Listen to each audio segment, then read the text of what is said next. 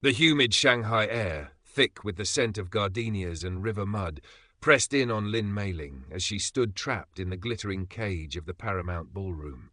Music, a brash American jazz tune, bounced off the high ceilings, mingling with the clinking of glasses and the brittle laughter of women in sleek chipaos and men in sharp Western suits.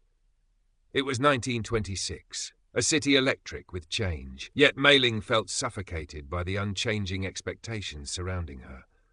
At 19, daughter of the moderately successful silk merchant Lin Zemin, her future seemed mapped onto ledger books and advantageous alliances, a prospect as dull and confining as the stiff collar of the gown she wore. Her gaze drifted past the swirling dancers towards the rain-streaked windows, longing for the tangled authenticity of the city beyond these polished walls. Miles away, where the opulent facades of the Bund gave way to the labyrinthine alleyways bordering Suzhou Creek, Chen Jian focused intently, his brush dancing across fragile rice paper. The cheap ink bled slightly, mirroring the murky water flowing sluggishly below. He wasn't capturing the grand European buildings that proclaimed Shanghai's modernity, but the stooped figure of a lone boatman poling through the industrial haze, the crumbling plaster of a warehouse wall, the wariness etched onto the city's hidden face. At 23, Jian carried the weight of a disgraced name.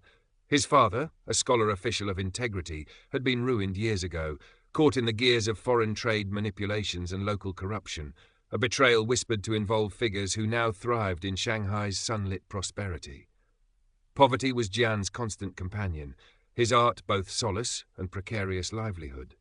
Occasionally, old Master Wu, his aging mentor whose fingers were now too stiff for delicate lines, would nod approvingly, his silence more valuable than any praise. Jian painted because he had to, breathing onto paper the truths the city preferred to ignore.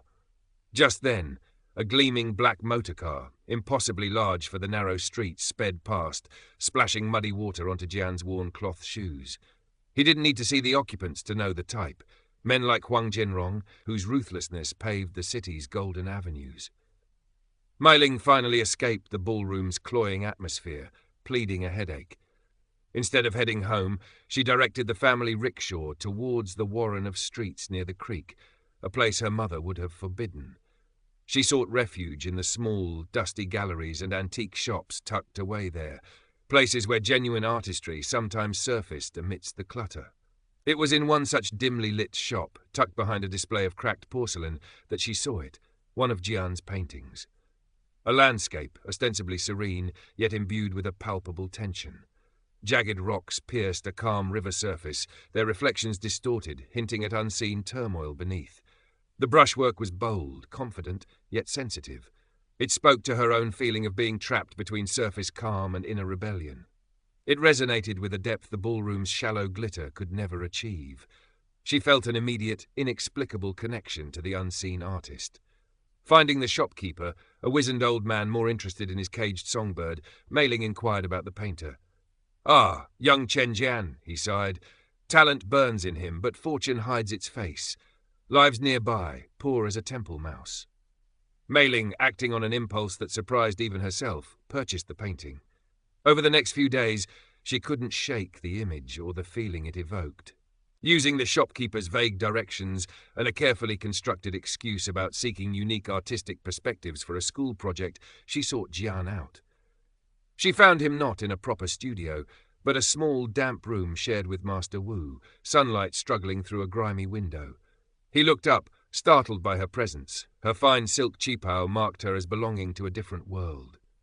Jian was lean, his eyes intense, holding both artistic fire and a guarded wariness. Ink stained his fingers.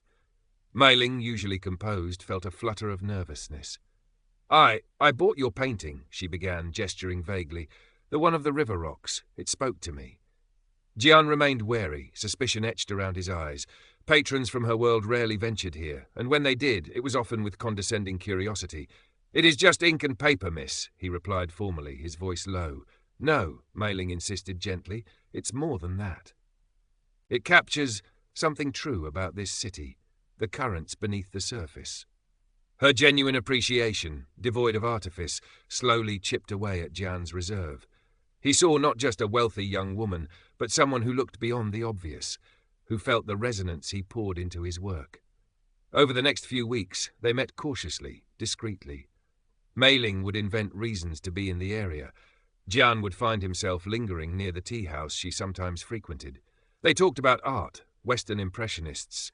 Mei Ling knew from books, Tang Dynasty poets Jian revered. They spoke of Shanghai, its dazzling promises and dark undercurrents. Mei Ling found herself shedding the polite conventions of her upbringing, speaking her mind, sharing her frustrations. Jian, in turn, began to trust, revealing glimpses of his passion, his quiet pride, the lingering bitterness over his family's fate. He saw her intelligence, her burgeoning courage, the kindness beneath the privilege. A fragile, tentative bond formed, woven from shared sensibilities and the unspoken recognition of kindred spirits navigating disparate worlds. The shadow arrived in the form of Wang Jinrong. He moved through Shanghai's upper echelons like a shark. His wealth built on foundations few dared examine: opium, smuggled goods, exploited labor, all lubricated by carefully cultivated connections within the Green Gang and certain factions of the police. His father had been instrumental in the foreign schemes that ruined Chen Jian's family, a fact Jian suspected but couldn't prove. Huang was perhaps 30, handsome in a predatory way, dressed in immaculate Western suits, radiating an aura of absolute entitlement. He noticed Mei Ling at a charity gala her father insisted they attend. Her refined beauty and her family's respectable, if not top-tier, merchant status made her a desirable acquisition. A wife like Mei Ling would add a veneer of legitimacy to his operations, a pretty ornament for his empire. He made his intentions known subtly at first, sending expensive flowers, making flattering remarks to Lin Zemin about a potential business synergy. Mei Ling's father, pragmatic and aware of Huang's dangerous reputation, was cautious but didn't immediately refuse. Such connections, however distasteful, could be beneficial in Shanghai's treacherous currents. Mei Ling, however, felt a visceral revulsion towards Huang's oily charm and the cold calculation in his eyes. It didn't take long for Huang's network of informants to report Mei Ling's unusual interest in the impoverished artist from the Creekside district. Huang's vanity flared. That a woman he'd set his sights on would prefer some worthless painter over him was an intolerable insult. His possessiveness ignited. Mei Ling was his, or would be. The artist was vermin to be swept aside. One evening, as Jian returned to his small room, 2 burly men blocked his path in the narrow alley. They didn't say much. One grabbed the portfolio Jian carried, scattering his sketches into the mud. The other delivered a sharp blow to his stomach that sent Jian gasping against the damp wall. "Mr. Huang doesn't like flies buzzing where they don't belong," one grunted, kicking Jian's scattered papers. "Especially around valuable things. Stay away from the Lin girl." They melted back into the shadows, leaving Jian winded, humiliated, and furious. Jian cleaned his sketches, his hands trembling not just from the blow, but from impotent rage. He wouldn't be scared off. His connection with Mei Ling was the one pure, hopeful thing in his life. He continued to meet her, though now with heightened caution, the joy of their encounters tinged with anxiety. Mei Ling noticed the bruise fading on his cheekbone, the new tension in his shoulders. He tried to brush it off, but she pressed him, her eyes filled with concern. Reluctantly, he told her about the thugs, omitting Huang's name but describing the threat. Horror washed over Mei Ling. This was her fault. Her association with Jian had put him in danger, but fear quickly solidified into anger and resolve. The injustice, the casual brutality, it was everything she despised about the power dynamics Huang Jinrong represented. Instead of pulling away, she felt fiercely protective. She began trying to help Jian more actively, using her allowance to secretly buy art supplies to replace those damaged, discreetly asking gallery owners she knew through her father if they would consider showing Jian's work, unaware that Huang's influence often preceded her. Huang learned of their continued defiance, and his anger simmered. He saw Mei Ling not just as desirable, but now as willfully disobedient. He decided to tighten the screws. He couldn't easily harm Mei Ling directly without causing a scandal, but Jian was vulnerable. Whispers started, that Chen Jian's paintings incorporated seditious imagery, that he associated with undesirable political elements. A small gallery owner who had tentatively agreed to display a few pieces suddenly backed out, citing vague concerns. Jian found his rent suddenly, inexplicably doubled. Master Wu grew anxious, warning Jian about attracting the wrong kind of attention. Mei Ling felt increasingly desperate. She saw the net tightening around Jian, the slow strangulation by rumor and economic pressure. She argued with her father, pleading Jian's case, highlighting his talent and integrity. Lin Zemin listened, his brow furrowed with worry. He knew Huang Jinrong was not a man to cross lightly. Mei Ling, he said gravely, this is dangerous. Huang is powerful. This artist friend of yours, he is vulnerable. And by associating with him, so are you. So are we. Mei Ling's heart sank, but she stood her ground. Father, it's wrong. Jian has done nothing. Huang is punishing him because of me, because his pride is wounded. We can't just stand by. Her passionate defense, combined with his own distaste for Huang's methods, swayed Lin Zemin. He didn't approve of the match, not yet, but he couldn't abide the injustice. He made discreet inquiries through his own network, trying to gauge Huang's reach, looking for leverage. It was a dangerous game. Huang, realizing his intimidation tactics weren't breaking Jian or deterring Mei Ling, decided on a more devastating blow. If the girl wouldn't listen to reason, perhaps her father would see sense when his livelihood was threatened. He unleashed his malice on Lin Zemin's silk business. Long-standing contracts were abruptly cancelled by European firms, citing newly discovered quality issues. A crucial shipment of raw silk from the interior was held up at the docks, snarled in bureaucratic red tape suddenly enforced with unusual vigour by inspectors known to be on Huang's payroll. Vicious rumours circulated among other merchants about Lin Zemin's impending bankruptcy, his creditworthiness questioned. The effect was swift and brutal. Orders dried up. Creditors grew nervous. Lin Zemin, a respected merchant known for his honesty, found himself facing ruin. The carefully built business, his family's security, was crumbling under the invisible weight of Huang Jinrong's influence. He saw Huang's hand clearly now. This wasn't just about a spurned advance. It was a demonstration of power, a warning that Huang could crush anyone who defied him. The turning point had arrived. Fear warred with anger and a deep paternal instinct to protect his daughter. Looking at Mei Ling's pale but determined face, seeing the integrity she admired in Chen Jian reflected in her eyes, Lin Zemin made his choice. Caution was no longer an option. They had to fight back, not just for survival, but for principle. He remembered hushed whispers among certain contacts, rumours about Huang's less legitimate enterprises, particularly concerning the docks.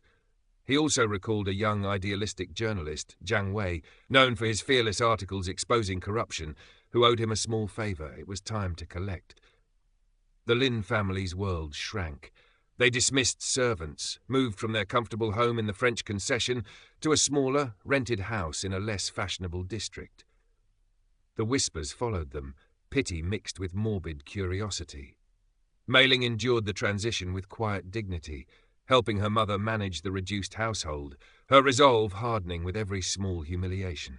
She continued to meet Jian, their bond forged stronger in the crucible of adversity. Jian, consumed by guilt, channeled his turmoil into his art. His paintings grew darker, more intense, capturing the city's anxieties with raw honesty. Lin Zemin, meanwhile, met secretly with Jiang Wei. The journalist was young, hungry for a real story, and possessed a cynicism born of witnessing too much corruption. He listened intently as Lin Zemin laid out his suspicions about Huang Jinrong's attack on his business and its connection to his daughter's refusal. Jiang Wei knew Huang's reputation. Exposing him would be a major coup, but incredibly dangerous. "Proof, Mr. Lin," Jiang Wei said, his eyes sharp. "Solid proof. Rumors aren't enough. Huang has layers of protection." Lin Zemin nodded grimly. "I know, but his docks operations, there have always been whispers. Opium, perhaps weapons." He mentioned his suspicion that Huang's family had connections to the very entities that ruined Chen Jian's father years ago, adding another layer to the potential story. Jiang Wei agreed to dig, cautiously. Jian, restless and needing to capture the city's nocturnal pulse, often walked near the Bund late at night, sketching the interplay of electric lights and deep shadows. One moonlit night, seeking a quiet spot near the less policed dock south of the main Bund area, he witnessed something unusual. Men were unloading crates from a mid-sized freighter, not a usual cargo vessel for this area. They worked quickly, silently, under the watchful eye of figures who stayed in the shadows. Something felt illicit. He sketched the scene rapidly, capturing the atmosphere, the specific silhouette of the ship against the shimmering water, the way the moonlight caught the distinctive, faded blue star emblem painted on the crates being hastily covered with tarpaulins. He didn't consciously recognize its significance, but his artist's eye recorded the details faithfully before he slipped away unnoticed. Days later, Jiang Wei reported back to Lin Zemin. He'd hit walls investigating Huang's legitimate businesses, but dockside informants spoke of increased Green Gang activity, unusual night shipments, and a particular freighter, the Sea Serpent.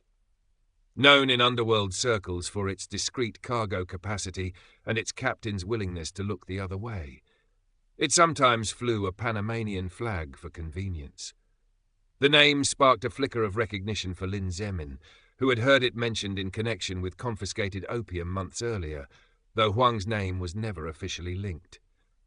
That evening, Mei Ling visited Jian, bringing him some meagre supplies. She found him staring intently at the night sketch he'd made by the docks. "There's something," he murmured, pointing. "This ship, it felt wrong." Mei Ling looked closer. The scene was atmospheric, beautiful in its starkness. Then her breath caught. Reflected in the dark water, almost lost in the shadows but captured by Jian's meticulous detail, was the ship's silhouette. And on the crates, partially obscured but visible in his rendering, was the faded blue star emblem. Mei Ling remembered seeing that specific, unusual emblem illustrated in an old shipping gazette her father kept. Associated with a trading company long suspected of fronting smuggling operations, a company rumoured to have links to Wang Jinrong's initial rise. "Jian," she whispered, her heart pounding, "this painting, I think it shows more than just a night scene." They showed the painting to Lin Zemin and Jiang Wei. The journalist immediately recognized the potential. The blue star emblem, the sea serpent silhouette, it corroborated the dockside rumors. Jian's painting wasn't just art. It was potential evidence, a visual link between Huang and the illicit cargo. If we can prove those crates contained opium, and that Huang controls that shipping line or benefits directly. Jiang Wei's voice was tight with excitement and apprehension. The investigation intensified, becoming a desperate race against time and discovery. Jiang Wei used his contacts to track the sea serpent's recent movements, trying to find manifests, however falsified. Lin Zemin tapped into his old merchant networks, seeking disgruntled former associates of Huang or the Blue Star Company. Jian, guided by Jiang Wei, revisited the docks area, trying to gather more details without being seen, sketching layouts, noting guard patterns. Mei Ling acted as liaison, carrying messages, her composure masking a growing fear. They found scraps of corroborating evidence. A disgruntled dock worker willing to talk anonymously about night shifts paid in cash by Huang's known enforcers, a customs official's logbook showing discrepancies around the Sea Serpent's declared cargo. The pieces were falling into place, with Jian's painting as the visual linchpin. But Huang was no fool. He sensed the net tightening, heard the whispers of inquiries being made. He didn't know exactly what they had, but he knew Lin Zemin, the artist, and the prying journalist were involved. He decided to eliminate the threat permanently. The climax arrived swiftly. Jiang Wei had compiled his evidence, centered around a blown-up photograph of Jian's painting highlighting the key details, alongside the dock workers' testimony and shipping inconsistencies. He planned to publish it in the next edition of his small but respected independent newspaper, hoping the exposure would force the International Settlement Police or rival factions to act against Huang. He arranged to meet Mei Ling and Jian late one night at the printing press to finalize the layout, bringing Lin Zemin for safety. As they huddled under the dim lights of the press room, the smell of ink and lead heavy in the air, the doors burst open. Huang Jinrong stood there, flanked by his menacing thugs, a cold smile on his face. "Looking for something, Mr. Lin? Perhaps artistic inspiration?" His eyes fixed on the painting photograph laid out on the table. A rather imaginative piece, but ultimately meaningless, and dangerous for those who indulge in fiction. Fear, cold and sharp, gripped Mei Ling. Jian instinctively stepped in front of her. Lin Zemin stood tall, his face pale but resolute. Jiang Wei quickly tried to gather the papers. "Take the painting, the photograph and the papers," Huang ordered his men. "And make sure our friends here understand the importance of silence." The thugs moved forward, but just then the press foreman, loyal to Jiang Wei, slammed a heavy metal lever, plunging half the room into darkness and triggering a loud alarm bell used for emergencies. Chaos erupted. In the confusion, Jian grabbed the original painting, which he'd brought for comparison, and shoved it into Mei Ling's hands. "Go! Get this out!" Jiang Wei grabbed the core documents. Lin Zemin overturned a heavy table, blocking the thugs momentarily. Mei Ling, clutching the painting, ran with Jiang Wei towards a back exit, leading into the maze of surrounding Longtang alleyways. Jian and her father fought desperately to delay Huang's men. Sounds of struggle echoed behind them. Rain began to fall, slicking the narrow cobblestone paths. They twisted and turned through the darkness, footsteps pounding behind them. They needed to reach the telegraph office in the international settlement, wire the story summary and a description of the evidence to contacts Jiang Wei had in Hong Kong and Beijing, ensuring it couldn't be completely suppressed even if the local paper was shut down. They burst out onto a slightly wider street near the settlement boundary. A car screeched to a halt beside them, Huang having anticipated their escape route. He stepped out, blocking their path. "Give me the painting, Miss Lin. And the papers, journalist. This ends now." Mei Ling held the painting tighter. Jiang Wei shielded his documents. Just as Huang's men closed in again, sirens wailed in the distance. The alarm bell, or perhaps the settlement police alerted by Jiang Wei's contingency plan. Headlights swept the street. Huang hesitated, caught between silencing them and avoiding official entanglement, especially with settlement police.